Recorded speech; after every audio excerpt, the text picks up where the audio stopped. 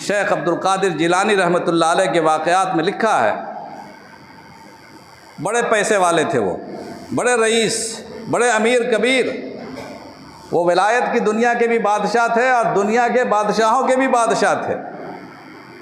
बड़ी दौलत से अल्लाह ने नवाजा था। एक इंतहाई कीमती आईना चीन का बना हुआ, चाइना का, किसी ने हदिये में पेश किया हज़रत शेख अब्दुल कादिर जिलानी रहमतुल्लाह अलैह को।